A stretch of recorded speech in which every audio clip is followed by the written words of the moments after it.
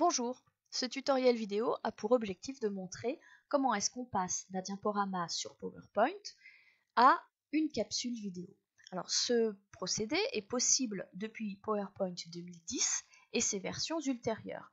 Il est encore impossible pour d'autres logiciels qui proposent de créer des diaporamas, pour lesquels il va falloir utiliser un enregistreur d'écran qui est spécifique, donc avoir un double usage avec deux logiciels en même temps. En ce qui concerne PowerPoint, c'est assez simple.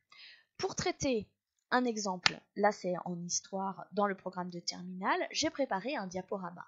Il est extrêmement court. Si je le reprends, il contient des transitions, il contient peu de texte et beaucoup de photographies, puisque c'est ma narration qui va apporter les informations. Et dernière chose, il contient des animations, donc des textes par exemple qui sont animés, là pour soutenir et appuyer mon propos. Et puis des objets, donc là ce sont des images qui sont également animées. Tout ça, ça va être gardé dans la vidéo, dans le résultat final. Ce qu'il faut rajouter pour en faire une capsule vidéo maintenant, c'est le minutage de passage des différentes diapositives, la voix qui va introduire la narration et donc l'essentiel des informations. Les mouvements du pointeur seront également enregistrés, ainsi que des inscriptions manuelles que je peux rajouter. Alors pour faire ça, et passer d'un diaporama à une capsule vidéo plus complète, on a deux chemins pour y arriver. Le premier, c'est d'utiliser l'onglet Diaporama et de cliquer sur Enregistrer le diaporama. Le second moyen, c'est d'aller dans Fichier, Exporter, Créer une vidéo, et puis dans Utiliser le minutage et les narrations enregistrées, il y a possibilité d'enregistrer le minutage et les narrations.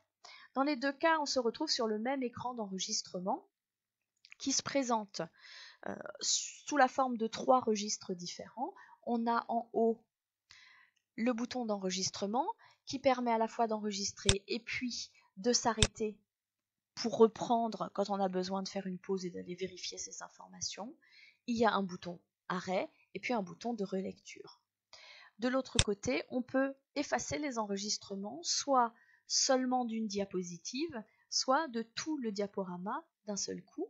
Et puis enfin, les paramètres audio permettent de spécifier la source du son.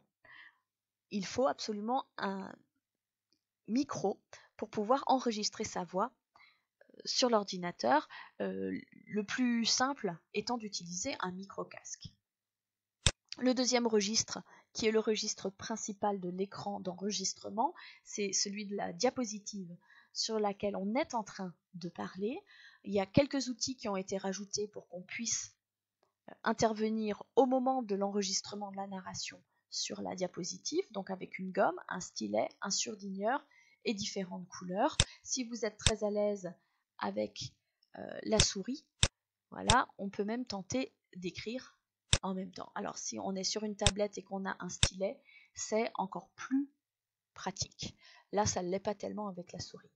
Dernier registre, c'est la diapositive d'après, qui permet de prévoir ce qui va arriver et donc d'ajuster sa narration. On peut également voir s'afficher là les notes si on a enregistré des notes en même temps que son diaporama. Donc on enregistre, une fois qu'on a terminé de s'enregistrer, il est temps de créer la vidéo qui va réutiliser à la fois ce qu'on avait prévu dans le diaporama au départ, donc les diapositives, les transitions et les animations, et ce qu'on vient d'enregistrer, le minutage, parce qu'au moment où on clique pour passer d'une diapositive à l'autre, ce minutage est enregistré, ainsi que la narration par la vocale, les mouvements du pointeur et d'éventuelles inscriptions manuelles. Si je crée la vidéo, on va me proposer déjà un endroit pour l'enregistrer. Je le remplace parce que j'ai fait plusieurs essais et là vous voyez la barre de progression en bas qui s'affiche. Plus le diaporama est lourd, long, avec beaucoup d'objets ou des macros, plus il va mettre de temps à s'enregistrer. Là c'est assez court, vous voyez que ça prend quand même un certain temps. Reste maintenant à réfléchir à comment diffuser cette capsule vidéo aux élèves.